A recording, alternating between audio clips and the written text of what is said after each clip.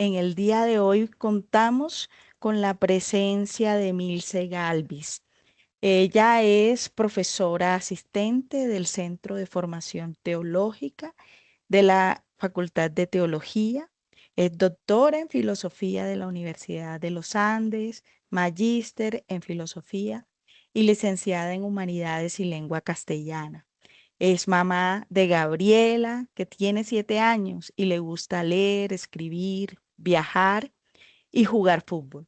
Ha sido profesora de jóvenes universitarios en el campo de las humanidades, las artes, la filosofía, la teología, y tiene un interés por generar un pensamiento crítico, reflexivo en medio de las problemáticas de nuestro contexto actual. Emilce muy generosamente quiere compartir la experiencia que viene llevando con sus estudiantes en el aula y que creo que también son experiencias que de alguna manera situadas en el lugar de las artes, en el lugar de las humanidades, también nos permiten como conectarnos un poco con esas formas del hacer docencia en unos contextos tan retadores como los que nos plantea el mundo contemporáneo. Y te doy las gracias, Emilce, por estar aquí presente. En la moderación de este espacio vamos a estar Lina Ávila, quien es profesional del programa de desarrollo humano del profesor, y mi persona, Suseli Ariza de la Voz, quien coordina desde este año el programa Desarrollo Humano del Profesor. Y es un gusto tenerlos. Vamos a dividir este espacio en dos momentos muy específicos. Un primer momento que va a estar acompañado por la voz de Milce y lo que ella nos quiere compartir. Y un segundo momento donde vamos a dar lugar a todas esas preguntas y que abren la conversación y que enriquecen la experiencia de diálogo y de escucha sobre la relación pedagógica. Bienvenida, Emilce. Muchas gracias por haber aceptado esta invitación y por todo aquello que generosamente nos quieres compartir. Bueno, muy buenas tardes para todas y para todos en esta tarde lluviosa. Muchas gracias por su paciencia en este inicio de Constelación de Maestros. Era muy importante para mí compartirles la pantalla porque tengo allí varios materiales que quiero compartirles, así que por eso nos demoramos unos minutos, pero pues es un gusto para mí estar aquí con ustedes. Como lo decía Suseli, como Lina también nos ha acompañado en este proceso, mi nombre es Emilce Galvis, soy profesora del Centro de Formación Teológica. Perfecto, entonces vamos a hablar de este curso que se llama Arte y Espiritualidad. Este es un curso que hace parte del Centro de Formación Teológica de la Facultad de Teología. ¿Qué me gustaría compartirles hoy? Este es un curso que a los estudiantes de toda la Universidad Javeriana les ha llamado mucho la atención. Así que nosotros en teología nos hemos preguntado por qué les llama tanto la atención este curso.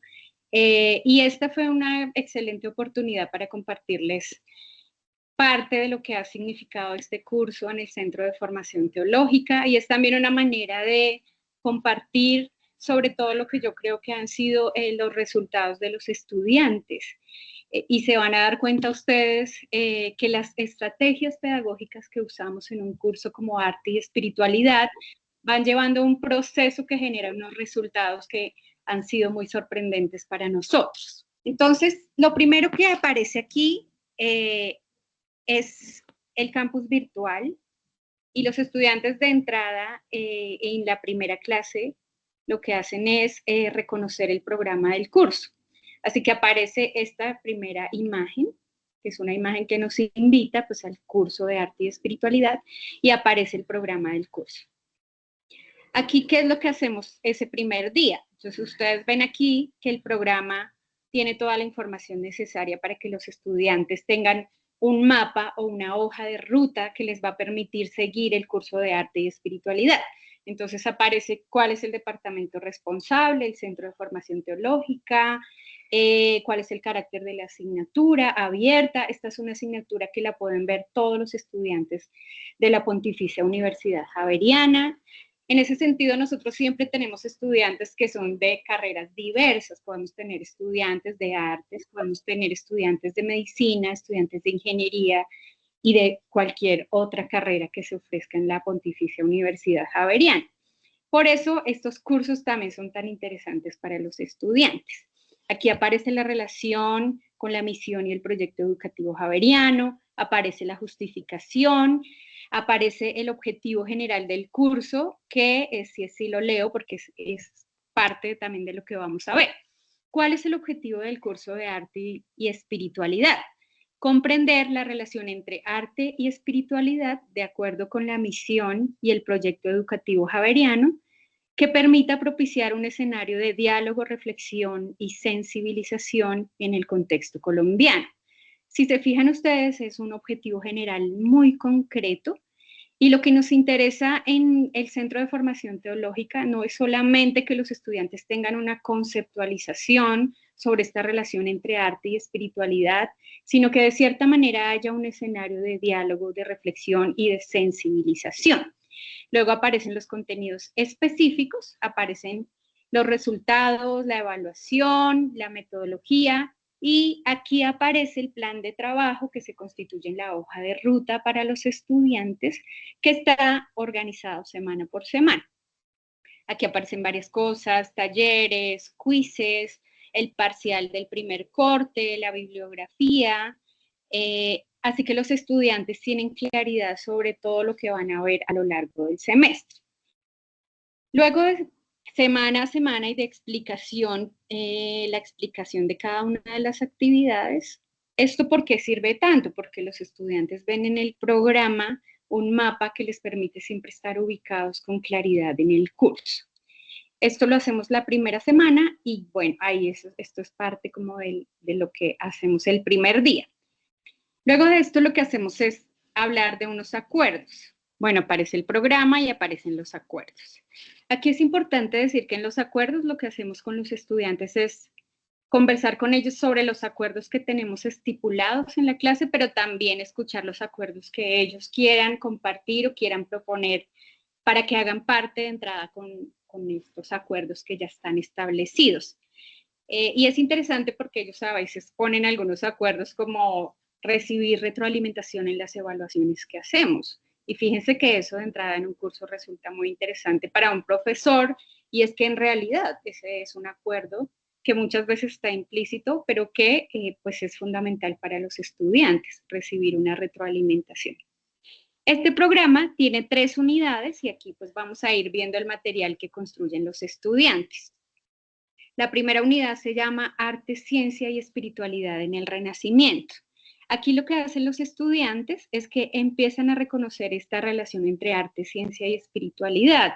Y también lo que pasa allí es que como estamos ubicados en el Renacimiento, los estudiantes empiezan a comprender desde las distintas disciplinas y orillas en las que ellos se ubican, cómo en el Renacimiento se dio esta relación entre arte, ciencia y espiritualidad, y cómo allí unos campos de saber como el arte y la ciencia no estaban tan separados como están hoy. Quizás hoy para nosotros resulte un poco extraño hacer este vínculo entre arte, ciencia y espiritualidad, porque hoy vivimos en disciplinas que parecen muy aisladas. Lo que sucede en el Renacimiento es que se da una relación muy bella y muy interesante entre arte, ciencia y espiritualidad. Y estos estudiantes, que son de distintas disciplinas, empiezan a reconocer esta relación, lo que los hace de cierta manera preguntarse cómo puede pensar un estudiante de artes un problema que le compete a alguien de ingeniería o a alguien de medicina, y se crea un ejercicio interdisciplinar que en este caso pues analizamos desde el Renacimiento. Lo que hacen ellos en esta primera unidad, y esto sí empieza a ser muy interesante en el curso, es que leemos primero este texto que se llama Estética y Astronomía en el Renacimiento, de un historiador que se llama Mauricio Nieto. En esta lectura los estudiantes empiezan a reconocer cómo se dio la revolución copernicana, cómo se dio el paso del geocentrismo al heliocentrismo moderno, y cómo hay una relación entre el Renacimiento y la revolución copernicana. Allí, después de esta lectura que resulta muy interesante para ellos, Los estudiantes empiezan a reconocer esta relación. Luego de esto, vamos a esta presentación que es Ciencia y Arte en el Renacimiento. Aquí vemos cómo se dio este paso del geocentrismo al heliocentrismo y la cosmología copernicana se constituyó junto con el Renacimiento en toda una revolución que transformó la mentalidad de una época. Por eso allí aparece la cultura renacentista y algunas características como el renacer de la fe en los seres humanos, el conocimiento de Dios a través del arte, y empiezan a aparecer algunos artistas como León Battista Alberti, Leonardo da Vinci y Miguel Ángel. Ese es un primer acercamiento. Luego los estudiantes, si quieren complementar esta lectura, entonces pueden hacer esta lectura del paso del geocentrismo al heliocentrismo. Luego de eso hacemos un taller para reconocer las primeras, digamos que los primeros principios de esta relación entre ciencia, arte y espiritualidad en el Renacimiento. Ellos completan el taller. Luego de esto vemos una conferencia que tiene que ver también con esta relación. Hacemos un control de lectura. Y luego de todo este primer ejercicio de comprensión de lo que quiere significar esta relación entre ciencia, arte y espiritualidad en el Renacimiento, entonces ahí sí abrimos el espacio para lo que será el parcial de primer corte. En el parcial del primer corte, y aquí ustedes van a empezar a ver algunas imágenes, que son las imágenes que nosotros trabajamos en esta clase.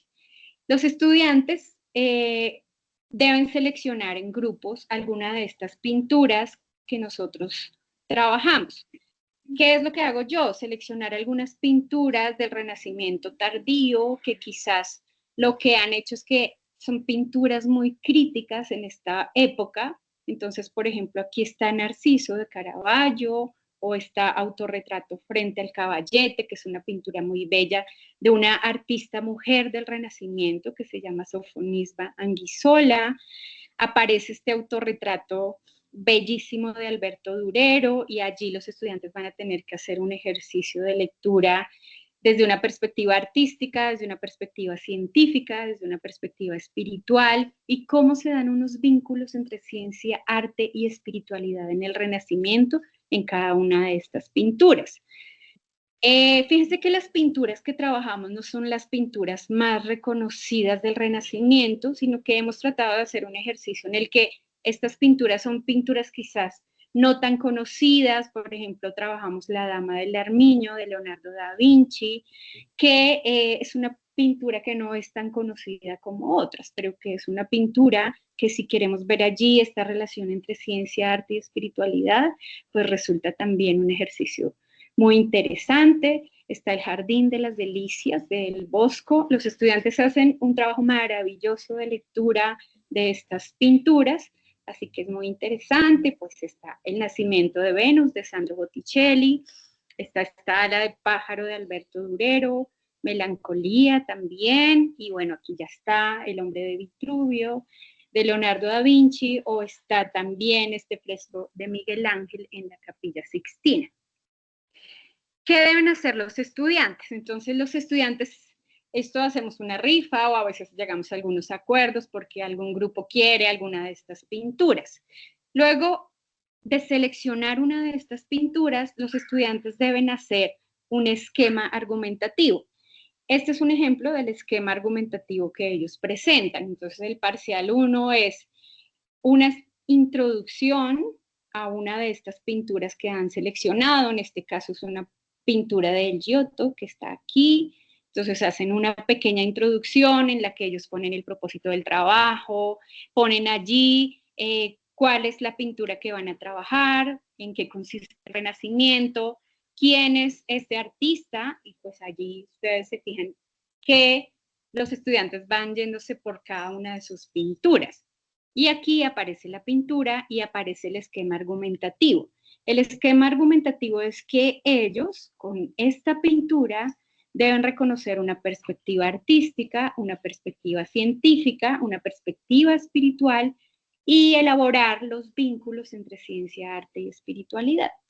Aquí los estudiantes hacen unos trabajos maravillosos porque fíjense que Aquí profundizan en el esfumato, en el claroscuro, en la perspectiva científica hacen todo un análisis geométrico y van poniendo allí como el análisis que hacen de esta pintura.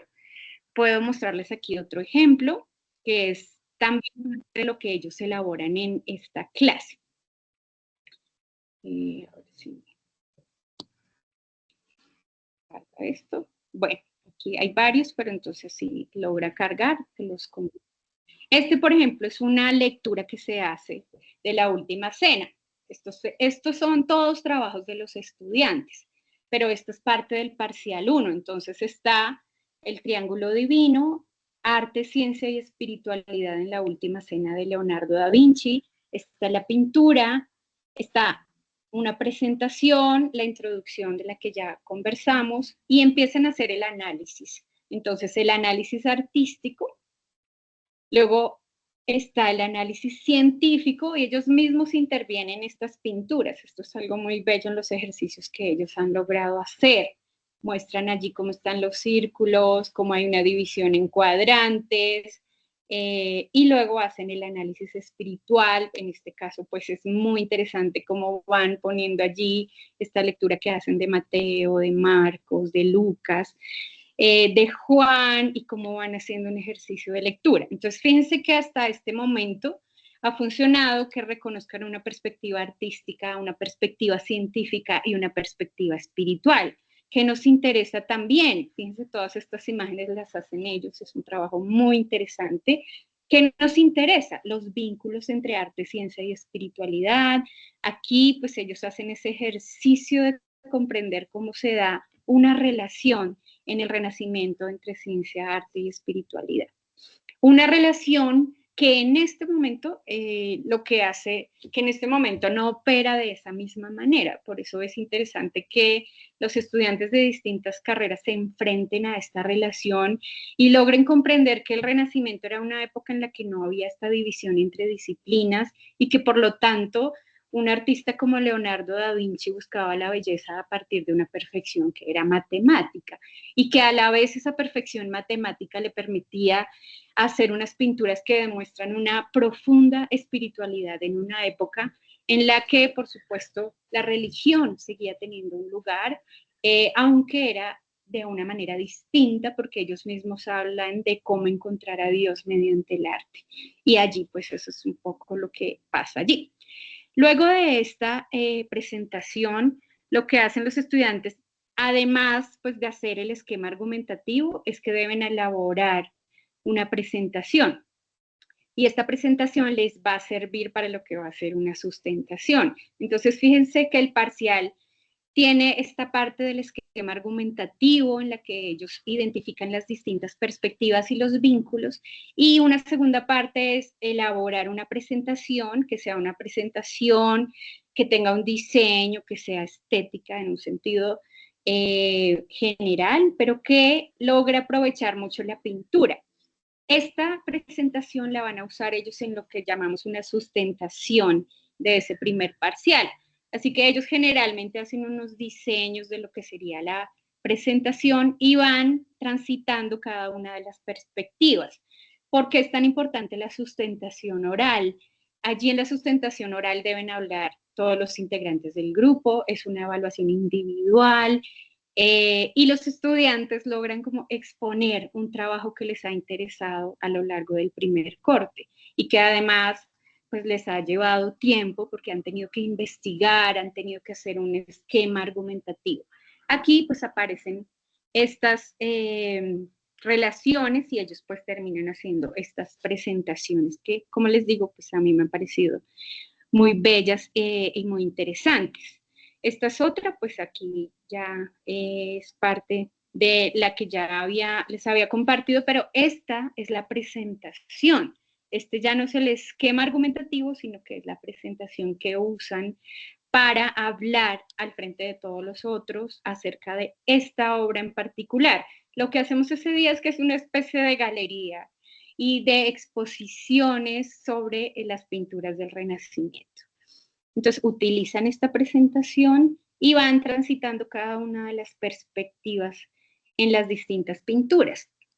Ese día se vuelve un ejercicio muy interesante. Ellos no solamente escuchan las pinturas y presentaciones de sus compañeros, sino que también el ejercicio es un ejercicio de reconocer el trabajo que han hecho los demás y también hacen un ejercicio de evaluación del trabajo de los demás, además de ser un ejercicio de escucha sobre lo que están haciendo sus compañeros. Luego de hacer este parcial y esta sustentación, aparece entonces una rejilla de evaluación, que es la con la que yo hago la evaluación de este parcial, que ha significado hacer un esquema argumentativo, hacer una presentación, hacer una sustentación oral frente a sus compañeros y pues eso merece una retroalimentación, así que este es digamos, la rejilla de evaluación tanto del esquema argumentativo como de la presentación y la sustentación. Además, esto pues lleva un comentario específicamente sobre lo que significó su presentación y con eso digamos que se cierra la primera unidad. Y se cumple el propósito de esa primera unidad, que es hacer un acercamiento a esta relación entre ciencia, arte y espiritualidad en el Renacimiento. Bueno, vamos a la segunda, y aquí ya nos desplazamos un poco, entonces ya dejamos atrás el Renacimiento, pero fíjense que ya se ha generado allí una serie de inquietudes sobre esta relación. En la segunda unidad, aquí pues ya vamos a esta relación entre belleza, arte y espiritualidad. Aquí lo que vamos a hacer es un énfasis más en fotografía. Si bien el primer corte hicimos un énfasis en pintura, lo que hacemos en el segundo corte es trabajar fotografía.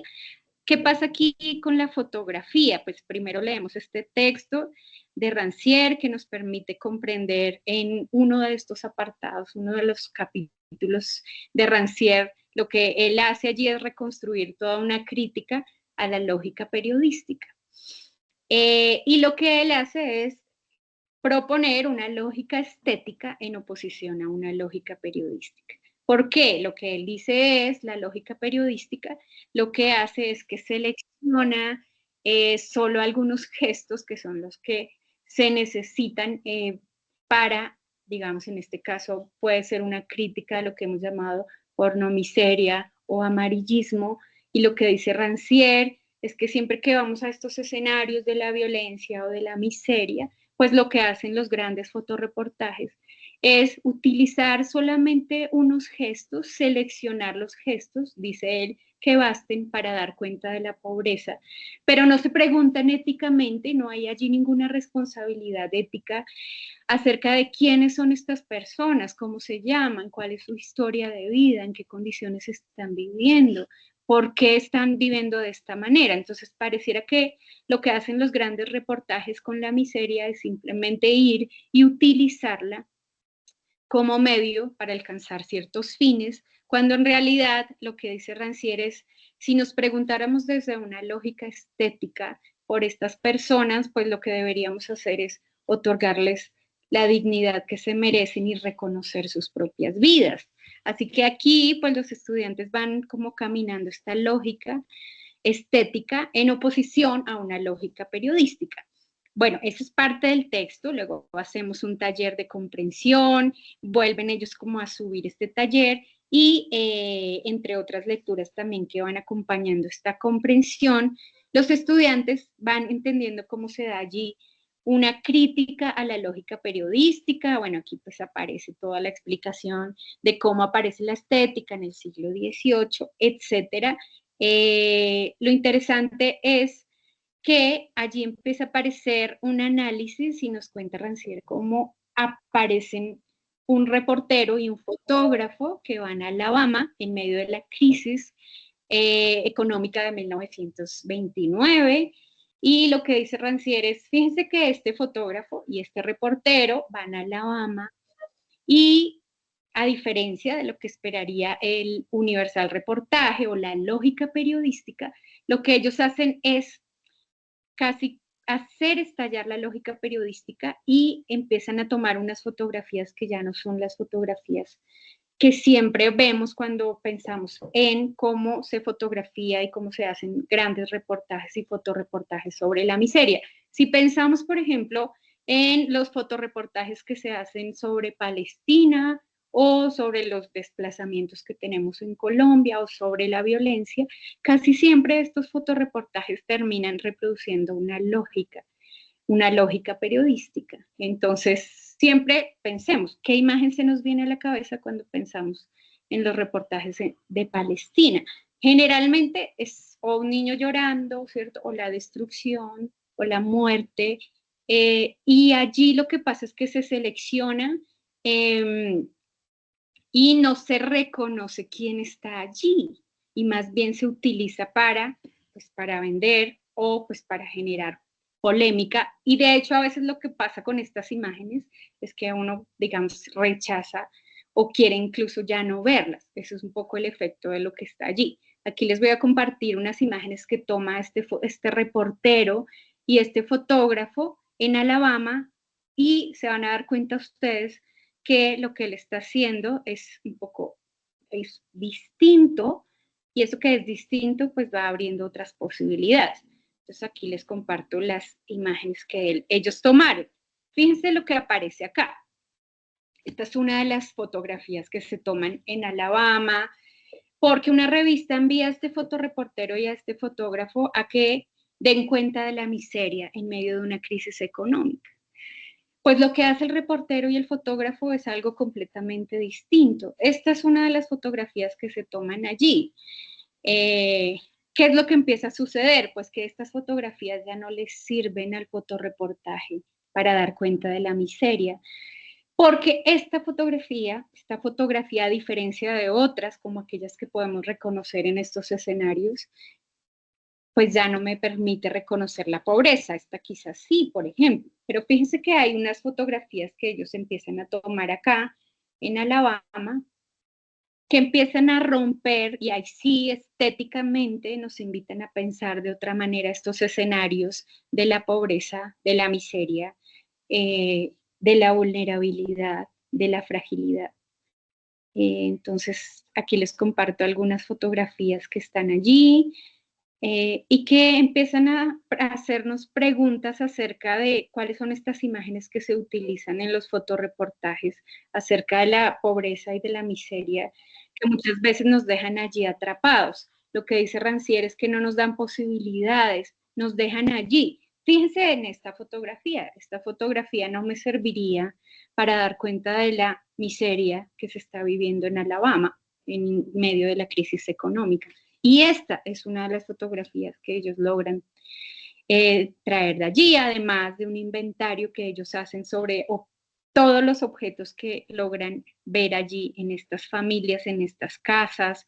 De hecho, ellos también vivieron mucho tiempo con estos trabajadores que son trabajadores de los algodonales del sur en Estados Unidos, en Alabama, y que muchas veces han sido objeto de fotoreportajes que no tienen esta responsabilidad ética acerca de lo que significa informar sobre la miseria y sobre la pobreza. Aquí, ¿de qué se trata? Pues de devolverle a estas personas la dignidad de su propia vida, de sus propias condiciones. Es interesante entonces cómo se rompe de cierta manera esa lógica periodística. ¿Qué es lo que pasa allí? Pues que los estudiantes lo que hacen es entrar a ver estas fotografías y ya empezamos a analizar una dimensión que nosotros llamamos una dimensión estética. Y ya voy avanzando también con lo que sigue en el curso. Luego, pues aparece el parcial de nuevo de segundo corte, y aquí me gustaría compartirles un video que es el resultado de un trabajo que hicieron unos estudiantes. Después de que lean este texto, los estudiantes deben hacer un parcial que consiste en que ellos, vamos ahora, ya vimos las fotografías de este fotógrafo estadounidense, Walker Evans y James Age, que están allí en este fotoreportaje. Y luego nos vamos hacia las fotografías, vamos a trabajar las fotografías de Jesús Abad Colorado, que ustedes las conocen.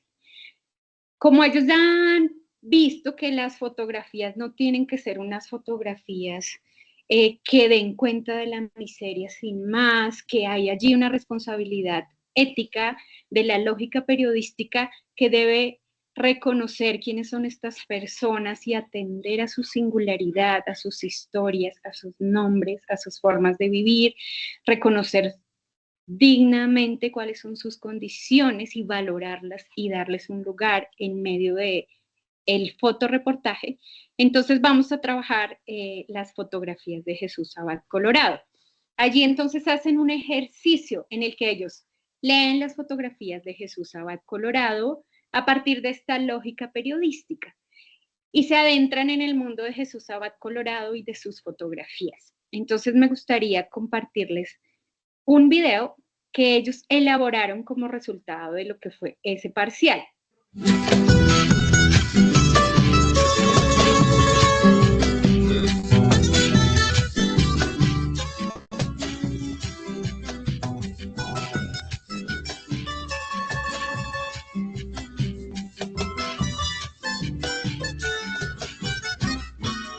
Las obras fotográficas del periodista Jesús Abad Colorado nos sumergen en la cruda realidad del conflicto y la violencia en Colombia.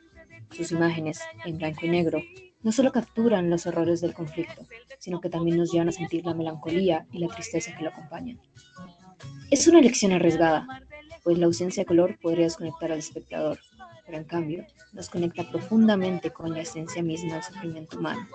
En cada imagen vemos reflejados rostros anónimos, pero cargados de historias, de miedos, de luchas.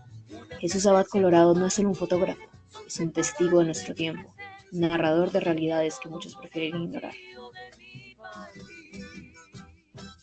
Por otro lado, nos sumergimos y apoyamos en el concepto de la estética, tal como lo describe Jacques Rancière en su obra Estética.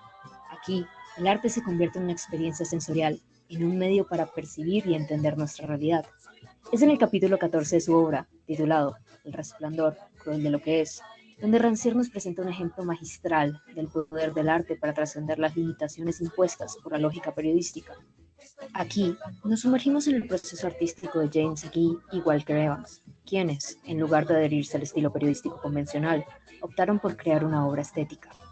Agee cautivó al público con sus descripciones detalladas, generando una profunda conexión con la precariedad humana de cada persona, sin deshumanizarlas en el proceso, todo lo contrario. Por medio de sus entrevistas resalta lo cotidiano e igual al espectador que es cada familia representada en su trabajo, mientras que Evans, a través de sus fotografías directas y sin leyenda, resaltó la dignidad inherente en cada individuo y a sus vidas. En este contexto, surge la crítica a la lógica periodística o periodismo universal, un proceso selectivo que, si bien puede transmitir la realidad de manera auténtica, también corre el riesgo de deshumanizar a las personas involucradas, convirtiéndolas en simples cifras para el beneficio económico y reputacional. Así, es como vemos que el trabajo de Rancière nos invita a cuestionar nuestras percepciones arraigadas y a explorar nuevas formas de entender el arte y la estética. Nos desafía a trascender las limitaciones impuestas por la lógica periodística y a reconocer la humanidad y la dignidad inherentes en cada individuo. En un mundo donde nos vemos inundados por titulares sensacionalistas y narrativas simplistas, sus palabras resuenan con claridad y con una urgencia que no podemos ignorar. Ahora, ¿cuál es la conexión entre estas dos visiones? En Jesús Abad Colorado vemos una encarnación de la estética en su forma más pura.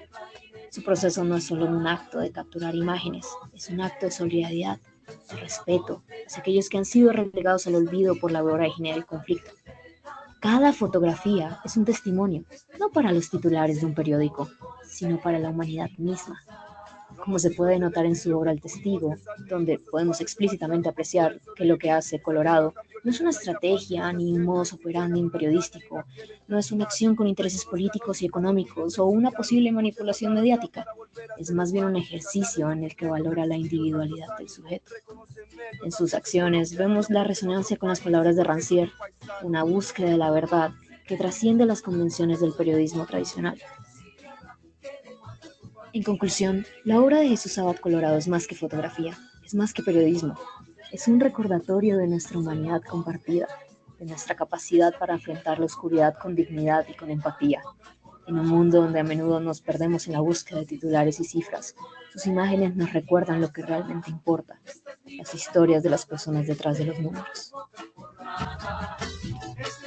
Que a las nuevas generaciones y a los que están creciendo, yo creo que les tenemos que decir: yo estuve ahí, yo fui testigo,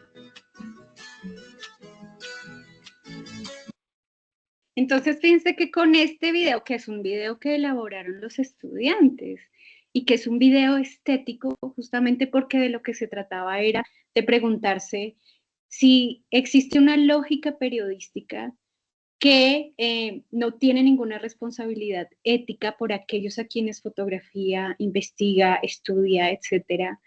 Entonces, ¿cómo logramos comunicar de otra manera?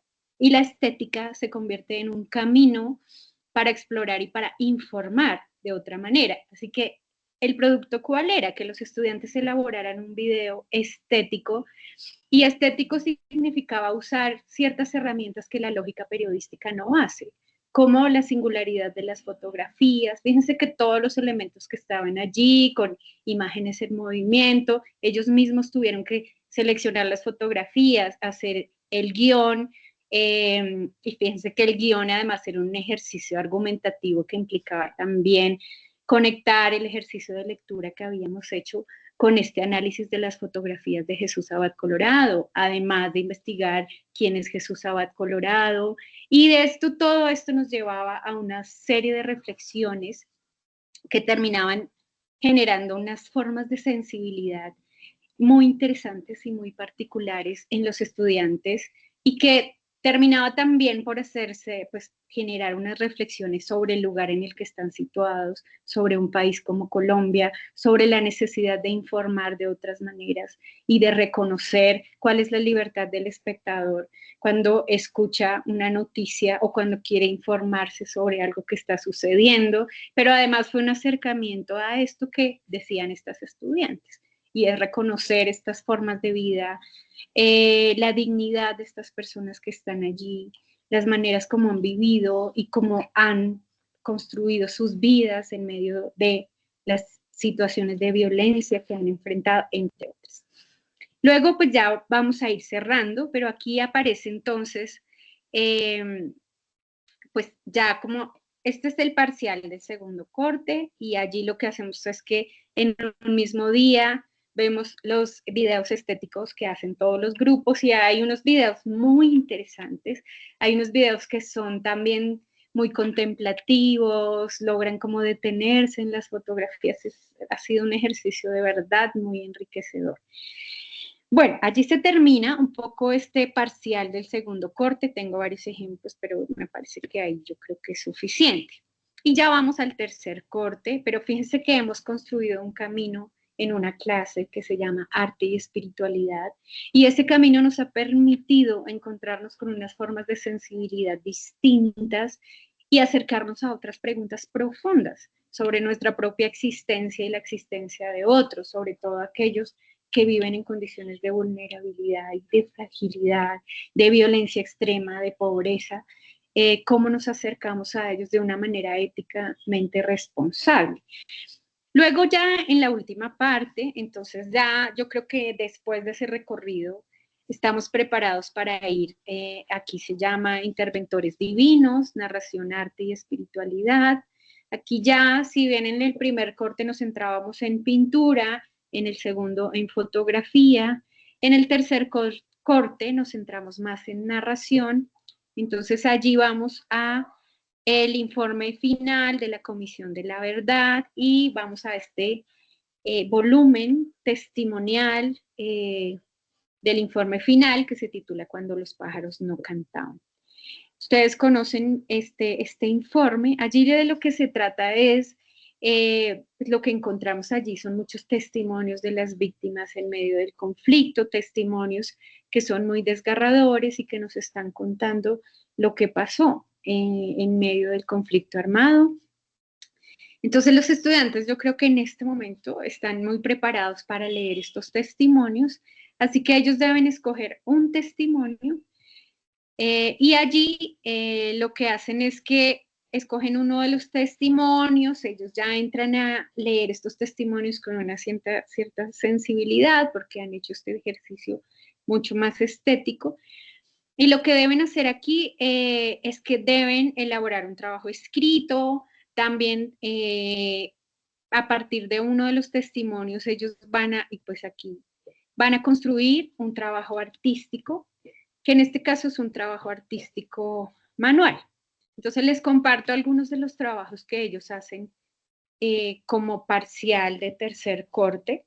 Entonces deben hacer un trabajo artístico elaborado por ellos mismos, ojalá sea un trabajo manual. Entonces puede ser una pintura, pero también puede ser un tejido, pero también puede ser un dibujo.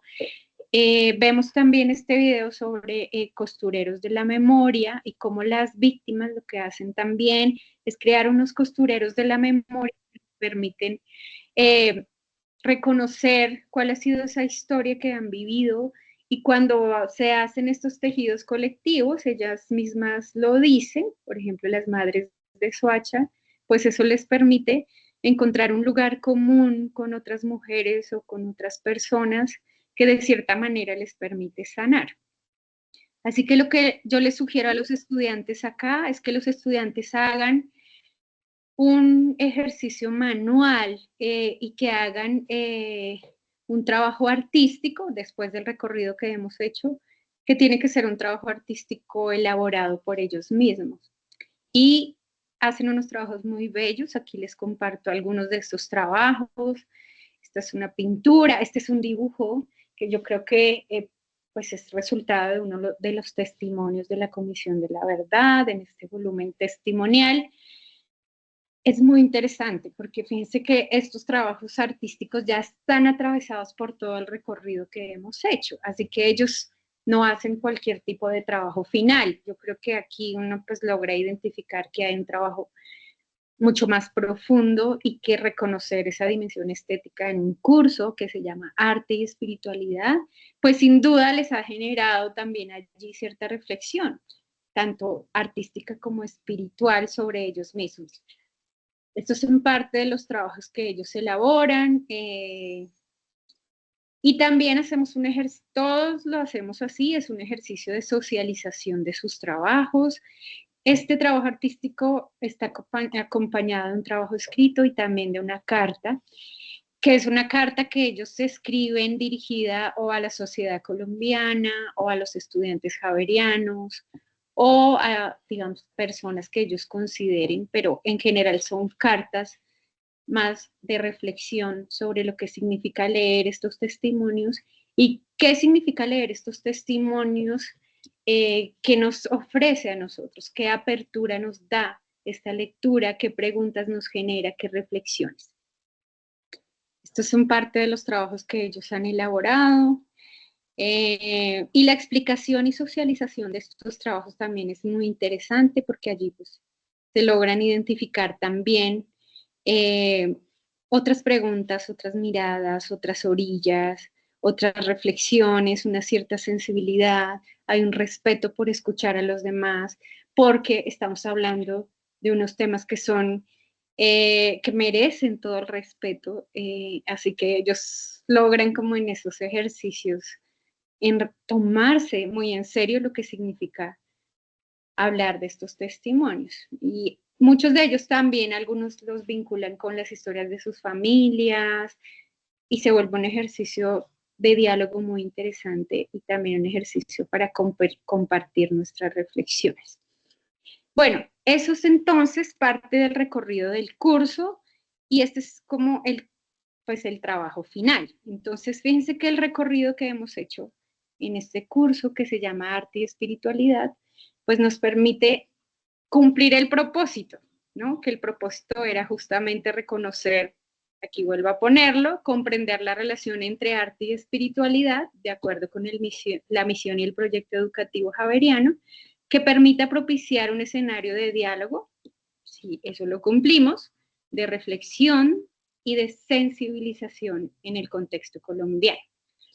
Ese es un poco el recorrido, esas son las estrategias, pues ahora voy a dejar de compartir y lo que me gustaría es pues más generar este espacio de conversación. Muchísimas gracias, Useli, muchas gracias, Lina, y muchas gracias a todos por escuchar atentamente. Muchas gracias, Emilce, por compartir esta experiencia que es casi, tú lo has dicho, un camino para estimular y reconocer como la experiencia estética y socializar un poco también las comprensiones que estos grupos de estudiantes que han tenido como la oportunidad de participar de tu clase pueden hacer respecto a situaciones y contenidos tan sensibles como los que nos afectan o nos han afectado desde hace mucho tiempo en el contexto de nuestro país. Yo quisiera como empezar con una pregunta y también aprovechar y dar la palabra a quienes están acá conectados, porque pues claramente veo como que esta experiencia que tú has planteado usa el arte como herramienta de conexión para construir un tejido o construir lo que ha sido o lo que es para estas clases la relación pedagógica. Y quisiera como que me contaras un poco cuál ha sido el reto más importante que te ha significado a ti en este tejido con estos estudiantes, sí, o y estas estudiantes, o sea, que ha sido lo más retador para ti como profesora y para ellos también como estudiantes. En esta relación que se va tejiendo día a día y que se va tejiendo a través del currículo que tú nos muestras. Gracias, Useli, muchas gracias también por tu pregunta. Hay varios retos cuando somos profesores de estudiantes universitarios. Uno de ellos es que como son estudiantes de distintas disciplinas, entonces, ¿cómo acercar a estos estudiantes a una reflexión sobre el arte? Digo, por ejemplo, estudiantes que decidieron estudiar ingeniería de datos o estudiantes que decidieron estudiar medicina. Entonces es un reto porque estos estudiantes inicialmente cuando yo les propongo estos ejercicios, inicialmente hacen como, no sé si voy a poder, qué significa eso, yo nunca he leído una pintura en mi vida, nunca he trabajado fotografía, mucho menos he elaborado un video estético. Y luego, pues eso sí es interesante, cuando estos son los retos de los parciales, a mí sí me sorprende mucho cómo los estudiantes de distintas disciplinas que no son afines ni siquiera a lo que podría ser arte, pero incluso los que son de arte logran hacer unos trabajos que los llevan mucho más allá de lo que ellos pensaron que podían lograr. Y los va, digamos, llevando a atravesar unas ciertas sensibilidades que ni siquiera ellos pensaban que tenían sobre el arte. Eso es un descubrimiento muy bello. Entonces los estudiantes se enfrentan a unos ejercicios a los que casi nunca se enfrentan y que cuando lo hacen, pues se empiezan a abrir otras posibilidades. Me ha pasado que hay estudiantes de medicina que después dicen, bueno, yo quisiera seguir trabajando un poco este tema del arte o quisiera seguir leyendo sobre esto, me interesó mucho. Hay estudiantes de medicina que cuando tienen que exponer una pintura de Miguel Ángel hacen unas reflexiones sobre la anatomía increíbles. Entonces ahí hay allí un reto que se vuelve posibilidad. Y eso es algo muy bello. Perfecto, muchas gracias acá.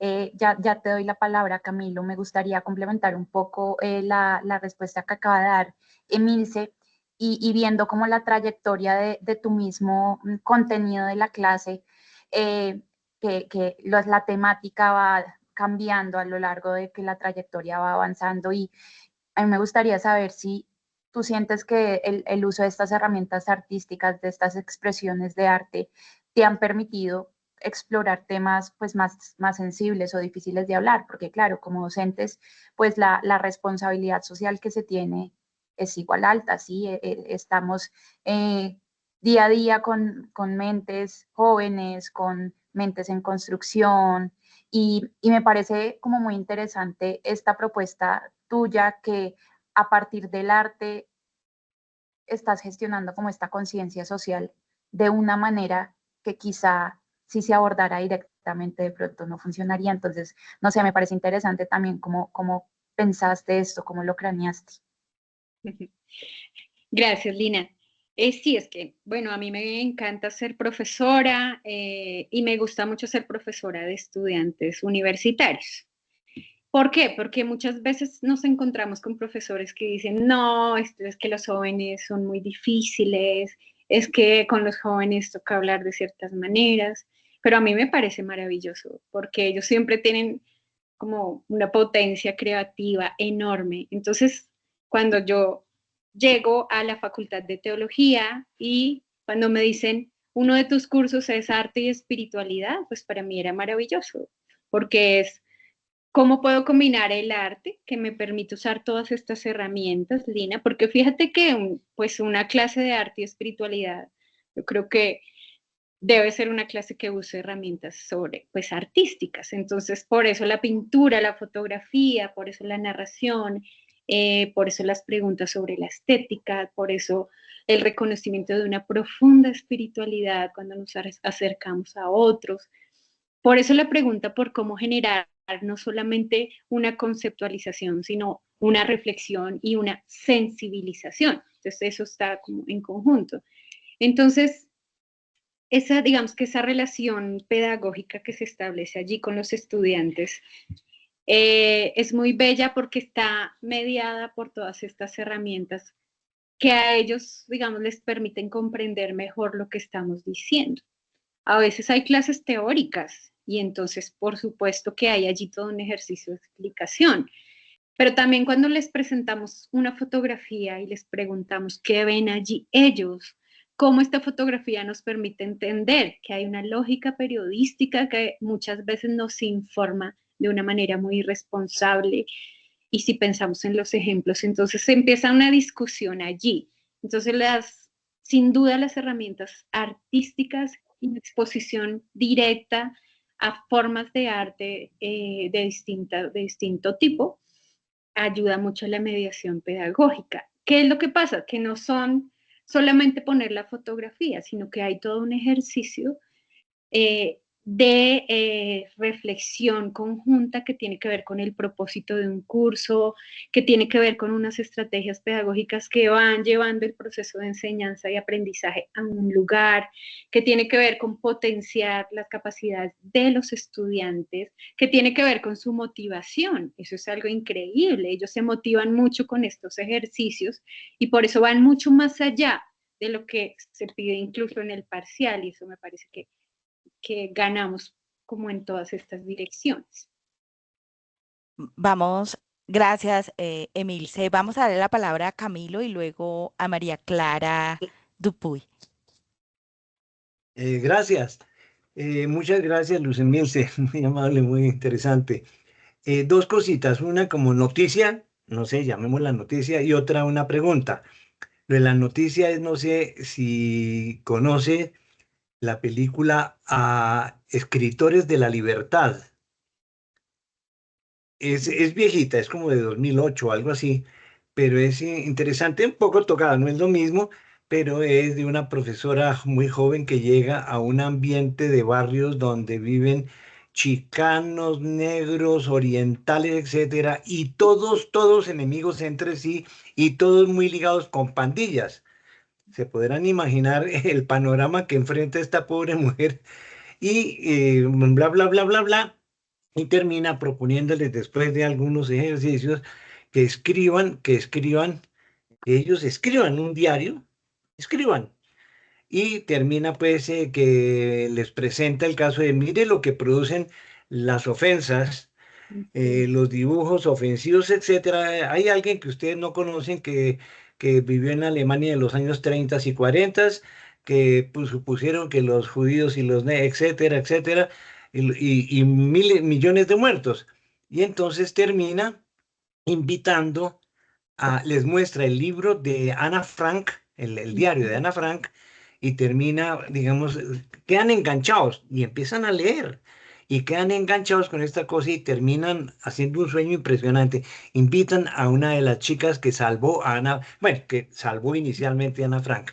Bueno, no sé si eso sea, pues, para verla en YouTube está Escritores de la Libertad, por si acaso puede ser útil para estas reflexiones. Bueno, la otra es una pregunta, Luce Milce.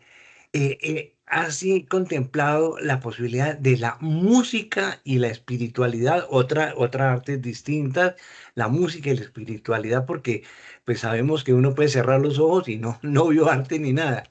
La música penetra, nos penetra, dependiendo, pues ahí el manejo que hace del Renacimiento, etcétera, etcétera. ¿No has contemplado incluir el aspecto de la música en este curso tan interesante? Gracias. Muchas gracias, Camilo, por tus intervenciones. No conozco la película, pero ya que no la cuentas, me parece que pues la vamos a ver y muy interesante este ejercicio de, pues, de llegar a una población en la que hay tantas diferencias y lograr trabajar en medio de esas diferencias, porque justamente a veces lo que nos encontramos nosotros como docentes es que cómo hacer para crear posibilidades donde parece que ya no las hay, cuando siempre que nos enfrentamos a estos escenarios o de la violencia o del desplazamiento o estos testimonios, y siempre se convierten como posibilidad de reconocer cómo en medio de estas condiciones pues aún emergen o procesos colectivos o algunas formas de resistencia o de comunidad que están allí o, o emergen procesos creativos. Bueno, hay muchas posibilidades, pero es muy interesante. Entonces, gracias por la recomendación. Lo segundo sobre la música, te cuento que hay en el Centro de Formación Teológica un curso que se llama Teología y Música.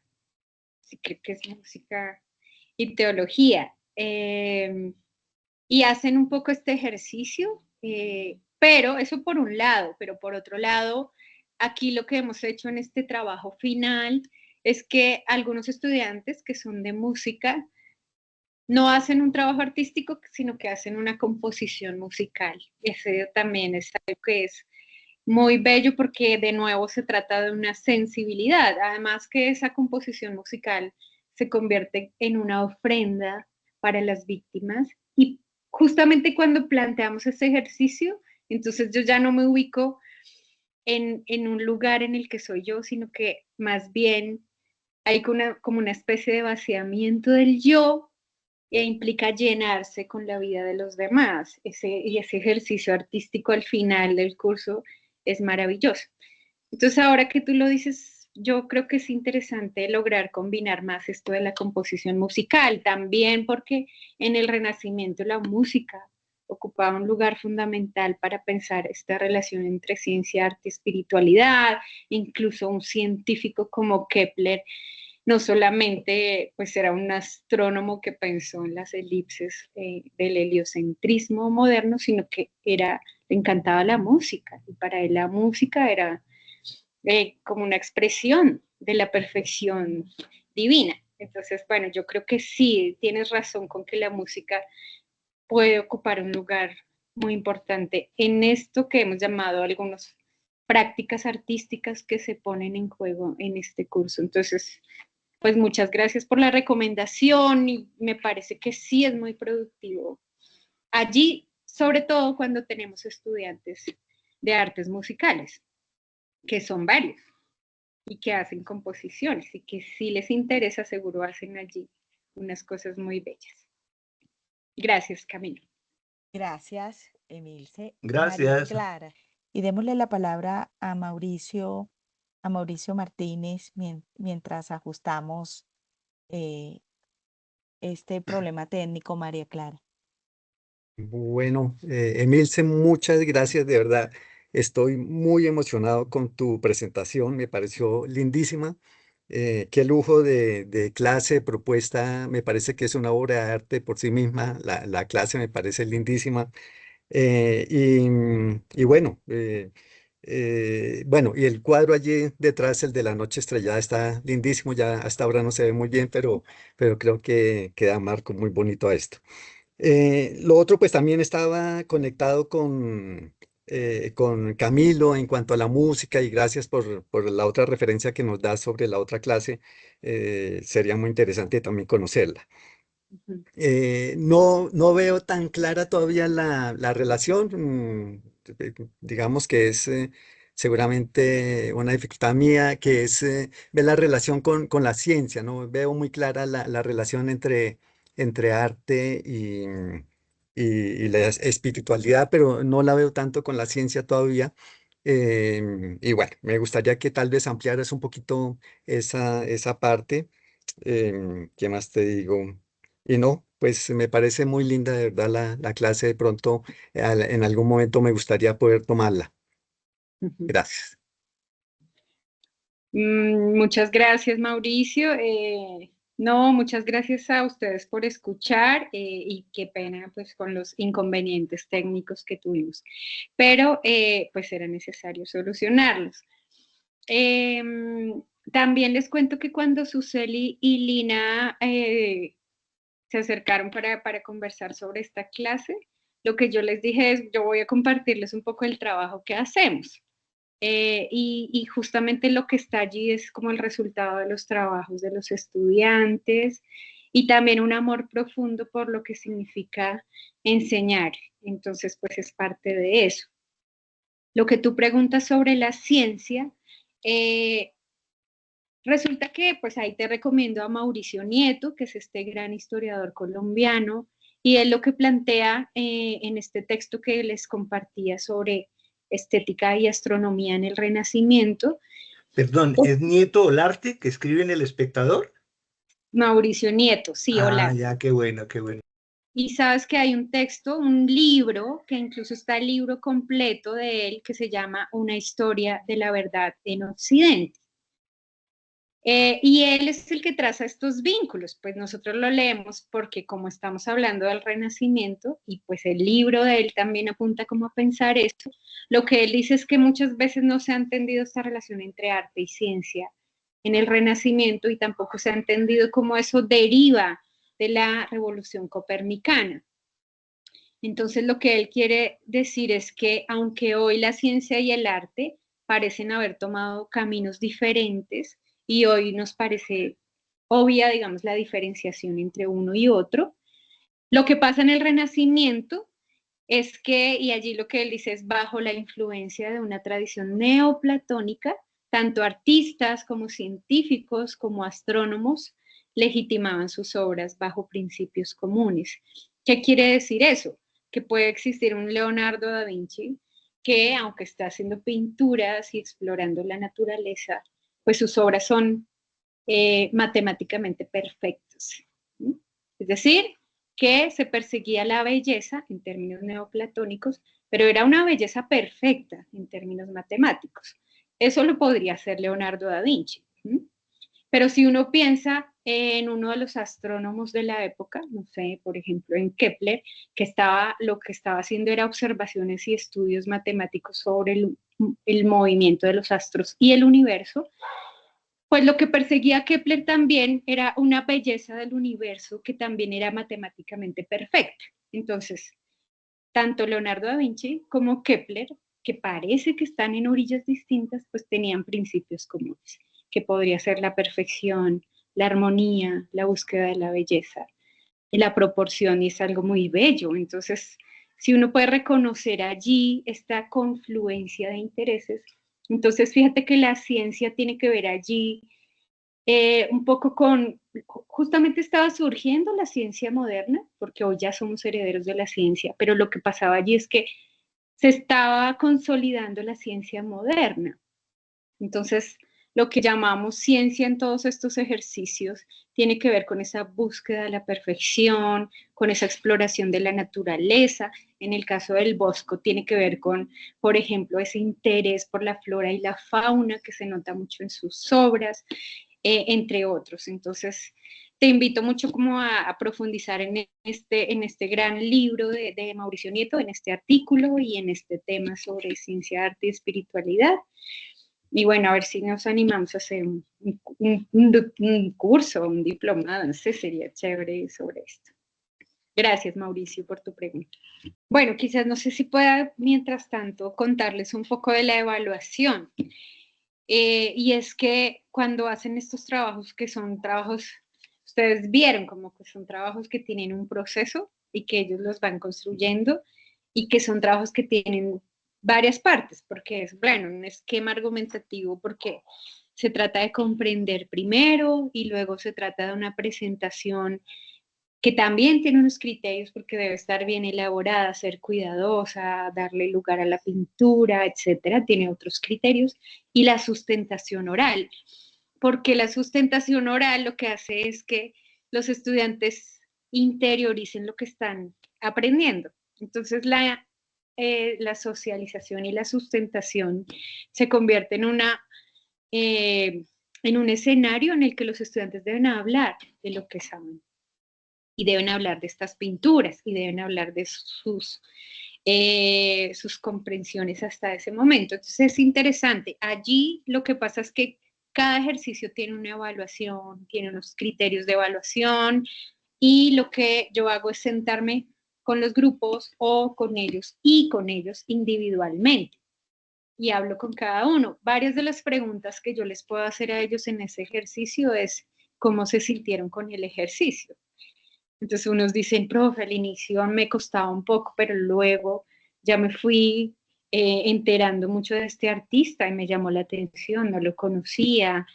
Los que son de artes a veces trabajan estas mujeres del Renacimiento, entonces dicen, no nos habíamos acercado a pinturas de mujeres en el Renacimiento, porque siempre tenemos como esta ola de que son los hombres y tenemos estas referencias de las tortugas ninja, ¿no? Que son Leonardo, Rafael, Donatello, ellos y los cuatro, Leonardo, Rafael, Donatello y Miguel Ángel, Miguel justamente. Ángel. Entonces, claro, pero encontrarse con mujeres artistas. Entonces, las formas de evaluación tienen unos criterios claros y conversar con ellos sobre su proceso es muy importante y ese en realidad es el cierre de cada uno de los trabajos propuestos.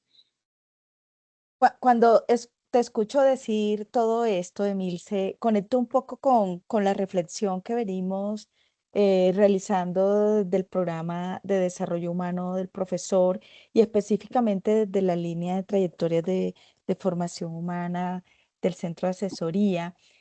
Y es en esto de pensarnos en la relación pedagógica también como una relación de artesanos, ¿no? Una artesanía que se va construyendo y una relación que como cualidad debe tener el cuidado en primer lugar y también la estética, ¿sí? Tú nos pones, por ejemplo, un despliegue de un camino que se ha hecho a través del arte, a través de y cómo el arte logra estimular esta sensibilidad en los estudiantes.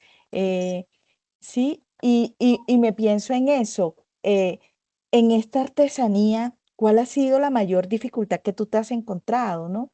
¿Qué es lo que de pronto eh, resulta ser una dificultad de situar el arte como un escenario posibilitador de esta relación pedagógica y cómo permite tejer esta relación de artesanos donde cada uno tiene que perfeccionar su práctica? Y lo digo tanto del lado tuyo como profesora, como también de los estudiantes, ¿no? Porque la relación pedagógica es eso, una relación que se da en doble vía y que no es solo el docente quien cuida, sino también el estudiante tiene que poner también al servicio de esta relación algunas experiencias como de cuidado. Y mientras nos vas contestando esto, de pronto voy leyendo un poquito lo que María Clara, María Clara ha situado aquí a través del chat, ¿sí?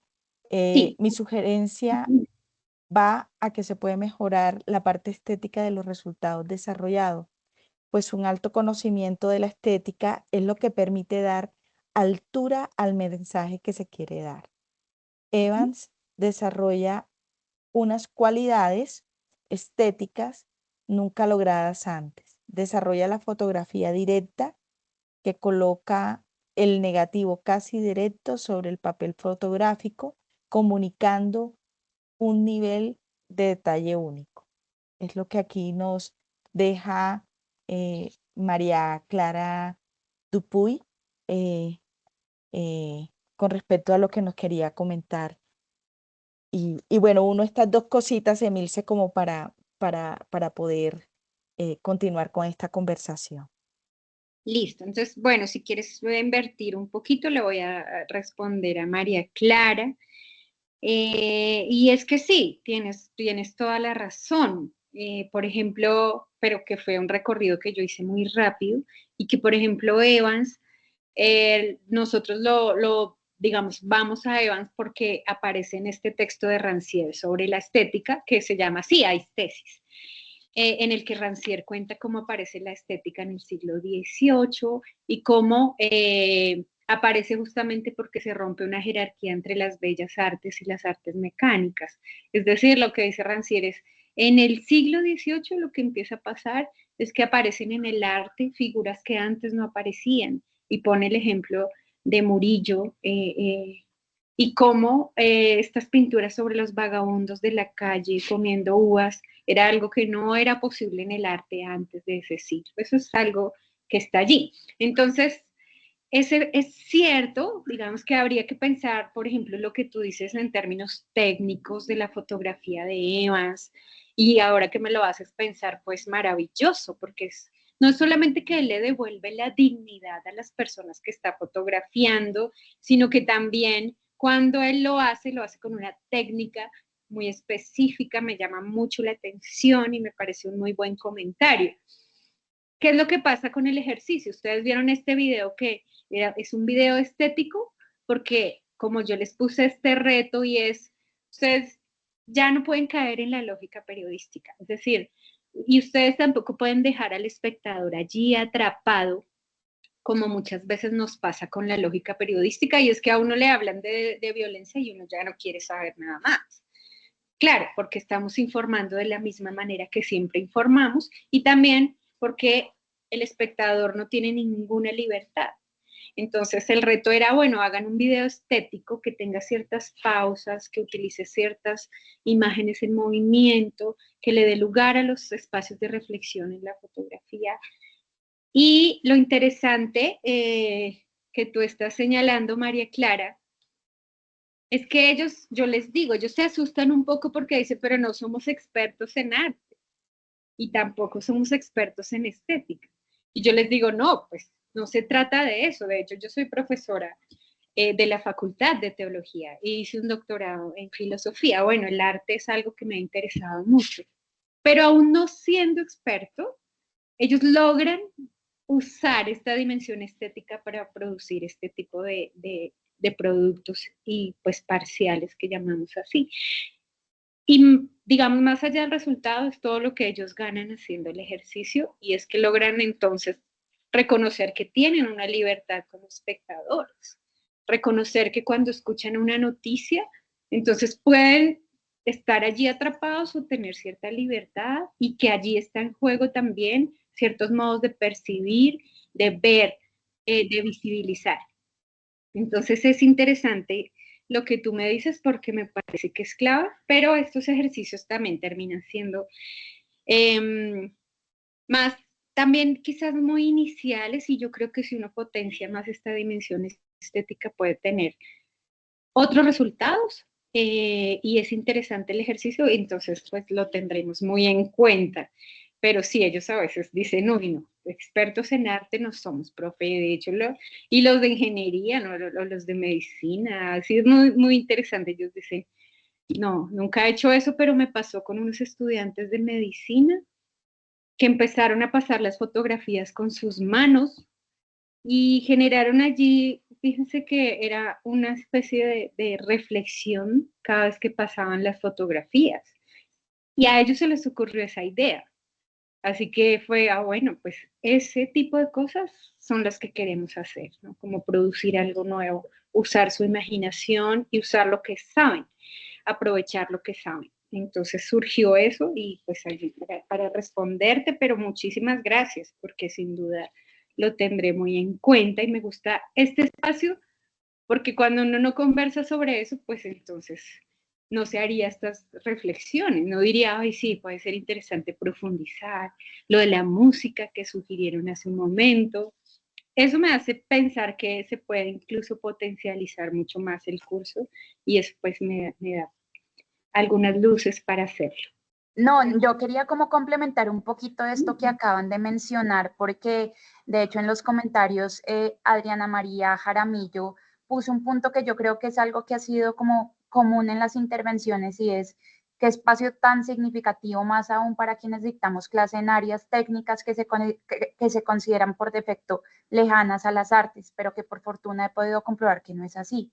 Y yo creo que en aras de hablar de la relación pedagógica y entender esta relación también como este vínculo, esta relación bidireccional que se construye a partir del docente y el estudiante, también nace del entender que las dinámicas o las naturalezas diferentes de cada áreas del saber no implican que el contenido de la relación pedagógica tenga que ser diferente. Y yo creo que esto es un punto muy, muy, muy valioso de lo que tú nos cuentas de cómo a partir del arte, que enseñar el arte no solo es por enseñar el arte, ¿no? Que acá son áreas de saber que se pueden intercambiar y yo creo que ahí tú nos das como una lección muy, muy bonita y muy importante de cómo podemos utilizar herramientas de áreas de saber que quizá no son directamente expuestas o establecidas como las propias, pero que igual nutren nuestra asignatura, que nutren nuestra manera de enseñar y que por ende nutren la relación pedagógica, ¿no?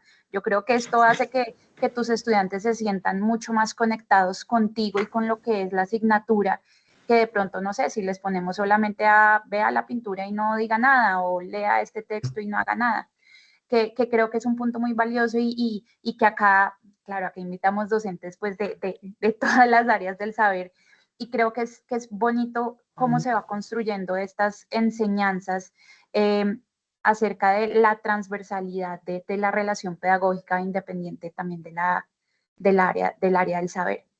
Ese es un comentario ahí que está gustado por Adriana María Jaramillo. Y bueno, sí, esa es como mi intervención en este momento. Entonces le respondo a Susel y luego te hago también una resonancia de lo que tú me estabas diciendo. Esto de los artesanos, cuando ellos tienen que hacer el ejercicio que es manual, Susel, e incluso hay unos que han hecho unos tejidos. Y ellos dicen, yo no sé, no sabemos nada de tejer, pero a veces ellos lo hacen o a veces le piden ayuda no sé, a su abuela. Hay estudiantes hombres que han hecho esos tejidos y ese tipo de cosas pues quiebra de ciertas maneras también ciertas concepciones que tenemos sobre lo que significa un trabajo manual o artesano. A veces siempre tenemos esta idea de que no, ya sabemos que son las mujeres las que tejen y son los hombres, pero fíjense que después de todo el recorrido, entonces varios de ellos se animan a hacer el tejido o la pintura y bueno, y eso. El hecho de pasar por sus manos también este ejercicio es interesante y son muy cuidadosos, a mí me sorprende eso, terminan siendo muy cuidadosos también porque es una especie de ofrenda, pero bueno, entonces cuando hablamos de qué dificultades se presentan, digamos aquí, quizás también otro reto, yo lo llamaría un reto, eh, es que los estudiantes a veces pues lo que hacemos los profesores es que usamos muchos conceptos y teorías y, y no tanto como otras formas de sensibilidad y no le damos tanto este lugar a un pensamiento que es mucho más, pues a esta relación entre pensamiento y sensibilidad. Y porque también siempre como pensamos que lo más importante es la razón y los conceptos, ¿cierto? Y la conceptualización. Y se nos olvida que también el pensamiento tiene esta parte sensible e imaginativa. Pues el mismo Kant se dio cuenta de eso cuando él hizo su primera crítica, que era la crítica de la razón pura, y luego hizo la crítica de la razón práctica, y luego terminó haciendo la crítica del juicio, y la crítica del juicio, entonces se devuelve un poco para decir, la imaginación es como el lugar, el corazón del pensamiento humano, no, es algo tremendo, porque entonces, claro, esa sensibilidad nos permite muchos más elementos de transformación y más en este país. Entonces, yo creo que ese es el reto, como sacar al estudiante de ese ejercicio sobre el mismo muy epistemológico y también invitar a los estudiantes a comprender que el pensamiento también está vinculado, y eso también para que ellos sepan que en su vida cotidiana también las maneras como percibimos, cómo hablamos, cómo pensamos, cómo sentimos al otro y a los otros, pues eso tiene unos efectos. Es decir, no, eso, y por eso, porque no solamente somos sujetos epistemológicamente racionales, sino que también hay allí en juego unas maneras de ver y percibir y sentir el mundo en la manera como habitamos, y que eso tiene unos efectos en su vida cotidiana, y que por eso debería también de cierta manera reflexionar sobre eso, y hay allí un ejercicio ético. Yo les dije que era doctora en filosofía, por allí, pues todo esto que hice también en mi doctorado tiene que ver con una reflexión siempre muy pedagógica. Yo creo que es muy pedagógico esto que estamos conversando y muy ético, que tiene que ver con pensar en el otro. Y por eso la Facultad de Teología también para mí ocupa un lugar muy importante en la formación integral de los estudiantes javerianos. Y por eso el Centro de Formación Teológica, en tanto ofrece clases para todos los estudiantes de la Pontificia Universidad Javeriana, pues tiene también un campo de posibilidad, ¿no? Y es, bueno, cómo contribuir a una formación integral desde unos ejercicios de reflexión, de sensibilización, y que permitan otras preguntas en los estudiantes, otros modos de acercarse a sus propias vidas, pero que no es para nada una obligación, que no es una norma. Por acá hablaban un poco de eso, que es más bien una invitación y un reconocimiento de ellos mismos en un lugar en el que están situados, de sus profesiones.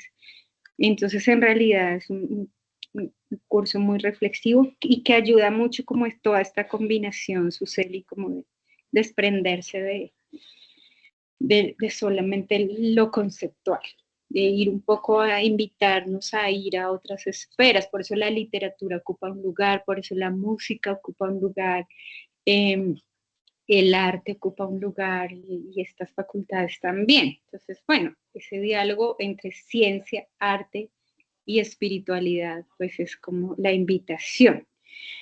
Eso sobre lo que decía Susel. Ahora sobre la relación pedagógica, ¿cierto, Lina? Que era lo que tú estabas planteando. No sé si me recuerdas un poco qué era otra vez, pero es pequeñito. Sí, sí, de cómo esta relación pedagógica es una relación que atraviesa todas las áreas del saber. La relación pedagógica se da como aspecto casi intrínseco en la naturaleza de estas dinámicas entre docentes y estudiantes. Y que ahí nos mostraba Adriana con su comentario de que a pesar de que pueden parecer áreas que por defecto están ajenas a ese tipo de intervenciones como lo pueden ser el arte y la espiritualidad, pues nos damos cuenta de que son extractos de otras áreas de saber que nos pueden como conectar con esa relación pedagógica. Listo. Exacto, es decir, la relación pedagógica se construye, la construimos todos los profesores, independientemente de la disciplina o del área específica de saber, porque todos estamos al frente de los estudiantes. Es decir, uno llega como profesor a un salón y se encuentra allí, no sé, a 25 estudiantes, ¿cierto? Y cada estudiante tiene su historia de vida, cada estudiante tiene sus maneras de pensar, cada estudiante está formándose en una profesión específica, tiene sus preguntas, sus inquietudes, y además está pues todo el mundo en el que nos movemos hoy, con las redes sociales, con todo. Bueno, están allí estos estudiantes esperando de nosotros también una cierta apertura, un cierto cuidado, un respeto fundamental por lo que son cada uno de ellos. Y sí, como un lugar que tienen en el aula. Yo creo que eso es importante.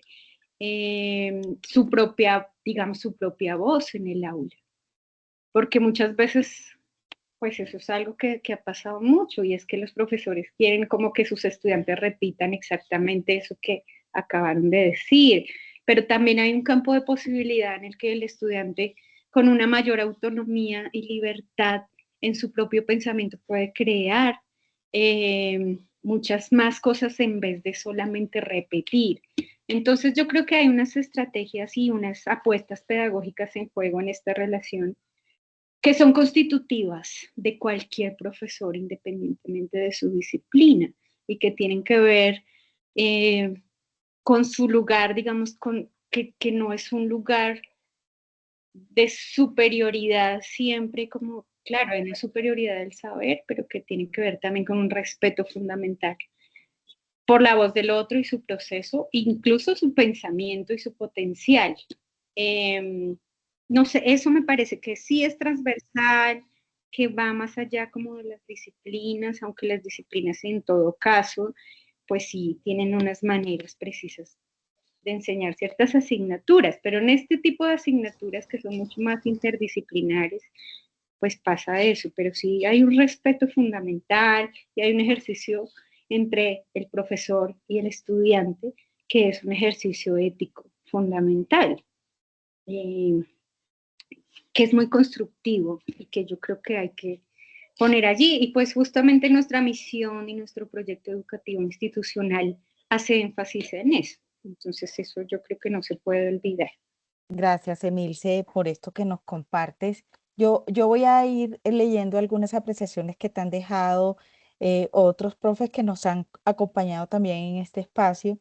Y no sé si Camilo Mendoza tenía una pregunta, porque tenían hace un momento la mano levantada, pero y si la tiene, pues bienvenida, Camilo, ya para ir como cerrando este espacio que ha sido como tan enriquecedor. Por aquí nos deja un mensaje Luisa Fernanda y agradece este bello espacio y se queda pensando, como lo expresó Mauricio, en cómo aplicamos a otras ciencias exactas con conceptos fijos este tema, ¿no? Un reto y deja por aquí escrito que muchas felicitaciones. Camilo. Ay, gracias. No, de pronto me perdí, Emilce lo dijo, pero pensaba yo sí, es que hay, en general, se habla de lo estético como de lo bello. Y entonces, pues eso no es tan así, pues en general. Entonces, no sé, de pronto lo dijiste, Emilce, que se hace en el curso el discernimiento entre lo estético, lo bello y qué es la filosofía de la estética. Y pensaba yo, por ejemplo, en las obras de Rubens, en los horrores de la guerra o las de Goya, que no son nada, digamos que no es lo lindo, sino es el horror de la guerra y una escena de cine que me tocó muchísimo hace muchos años de esta niña Cavani, La piel, que era en la Segunda Guerra Mundial, y una escena en la que está la gente recibiendo a los aliados que los libera de los nazis, y un tipo se le atraviesa a un tanque y suena. Mm. Entonces, eso no creo que tenga nada de hermoso, pero es el totazo completo a decir, miren lo que son las guerras a través del arte. Lo que hace Jesús Abad Colorado, ¿no? Es, miren lo que está pasando y es a través además sus fotografías son hermosas, ¿no? Entonces, digamos, la pregunta concreta es si se hace ese discernimiento en clase de separar aclarar qué es lo estético, que no es necesariamente lo bello. De pronto lo dijiste ya y yo me perdí, alumno tonto.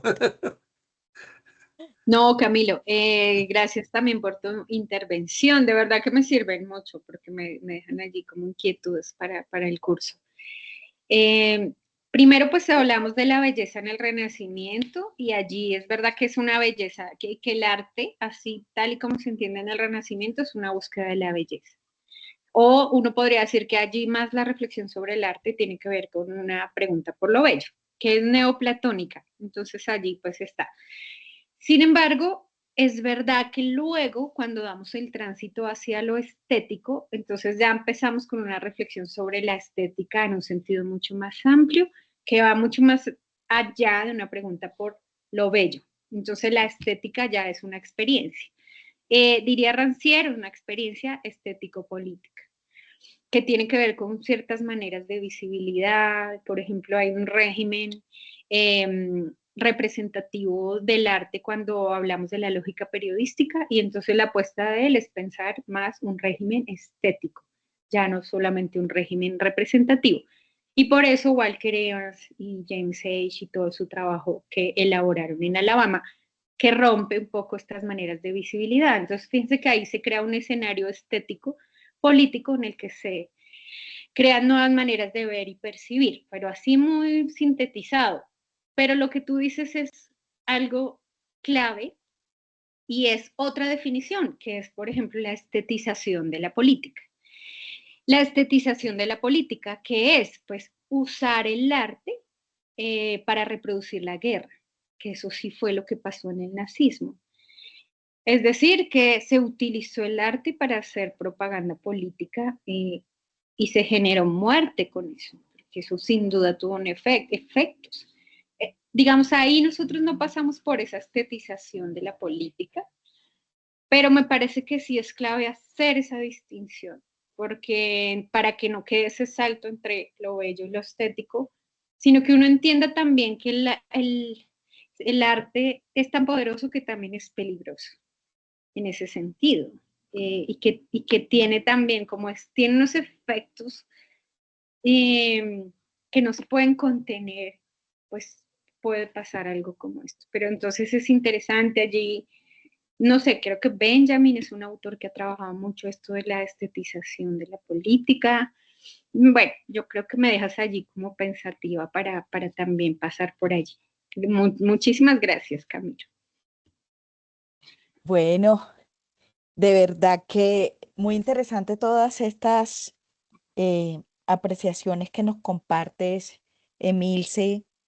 Eh, yo también quedo muy animada de un día entrar a una de tus clases y contagiarme también de eso que pasa allí, ¿sí? Ya somos 3 alumnos nuevos. 3 alumnos nuevos. Súper eh, bienvenidos. Cuando porque creo que parte de situarnos desde esta dimensión nos deja como provocados. Y observo también, María Clara también se está apuntando, y observo también mucha inquietud en algunos de los aquí presentes en esa pregunta de qué hacer, ¿sí? Cómo llevarlo a otros escenarios donde el conocimiento pareciera tener unas lógicas más estrictas, ¿sí? Y creo que eso es inquietante y también es una provocación, un reto, y bueno, también es un viaje que, ¿por qué no atrevernos a pensar y a dimensionar? El tiempo se nos acortó y uno quisiera como quedarse acá charlando y, y continuando en esta conversación. eh, Seguramente yo soy de las que podría durar horas aquí conversando sobre el tema, pero también tenemos que ser un poco justos como con este espacio y pues dejar abierta también la posibilidad, a quienes estamos acá, si alguno se anima a querer compartir su experiencia, desde cómo está tejiendo esto de la relación pedagógica a través de su asignatura, y cómo está viviendo estos retos del quehacer docente. Bienvenidos, bienvenidas. Nos pueden escribir tanto a Lina como a mí, y podemos generar también un espacio de encuentro para disponer de ello. Yo me quedo con una gran satisfacción y esta satisfacción de poder también continuar pensando este espacio y continuar pensando en los otros espacios que desde el Centro de Asesoría Psicológica y Salud venimos gestando para, para acompañar esta experiencia de ser docente, que a veces pareciera llevarse mucha compañía, la compañía de los estudiantes, pero en realidad a veces también surte o tiene un lugar desde lo solitario cuando empezamos a construir y diseñar estas experiencias pedagógicas, y también mucho ensayo, mucho de encontrarnos con el error, de rectificar también un poco lo que allí pasa para corregir y hacer mejor y cada vez más rica las condiciones que se van dando como en el aula. Yo me quedo también como con la certeza de que atravesarnos desde la sensibilidad, esto tiene un lugar central y preocuparnos también eh, por cómo encontrarnos con los estudiantes desde otra mirada, surte también un impacto y tiene una incidencia también en eso que como universidad queremos tejer y son esas cualidades de la formación integral que tanto mencionamos en distintos lugares, en distintos escenarios y que veo como claramente en esto que tú tratas de hacer con tu clase y que seguramente muchos de los que aquí nos acompañan también lo están haciendo. Te agradecemos mucho, Emilce, por compartir generosamente esta experiencia.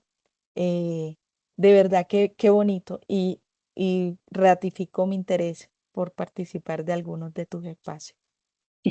Muchísimas, muchísimas gracias a todos por escuchar, a Lina y a Suseli por acompañarme en esta aventura de contarles un poco lo que hacemos en esta clase y de ver los trabajos de los estudiantes. Cuando también los escuchamos a ellos es algo maravilloso. Y me parece que este es un espacio extraordinario para aprender, para escucharnos, para reflexionar. Entonces, pues no, aplaudo mucho el espacio. Había participado como asistente, pero me parece pues, muy enriquecedor, muy significativo. Así que muchas gracias y buenas noches para todos y para todas. Gracias, Emilce, por participar y gracias a todos por acompañarnos. Otra vez abierta la invitación a que si quieren participar en este espacio contando su experiencia, es muy bienvenida. Nosotros estamos encantados de poder escucharlos, compartir todas sus experiencias en torno a la relación pedagógica. Entonces, pues ahí tienen nuestros contactos y están disponibles para ustedes. Muchas gracias por este espacio muy enriquecedor. Sí, muchas gracias. Gracias. Muchas Gracias. gracias. Gracias, un saludo. Gracias, Luz Emilce. Muchas Muchas gracias. gracias.